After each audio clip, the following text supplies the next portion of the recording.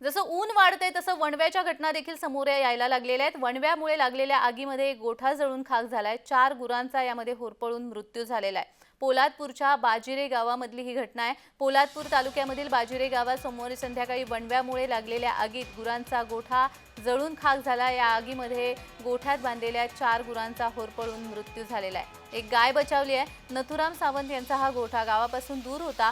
वणवा भडकल्यामुळे त्याची झळ या गोठ्याला लागली आणि गोठा भस्मसात झाला।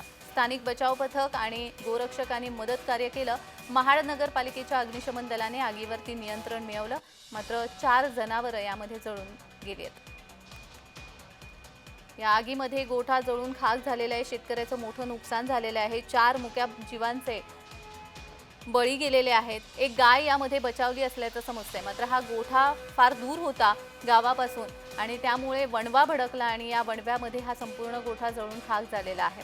या संदर्भात आता पुढची कारवाई कशी पद्धतीने होते, या शेतकऱ्याला मदत मिळते का पाहणं महत्त्वाचं असणार आहे।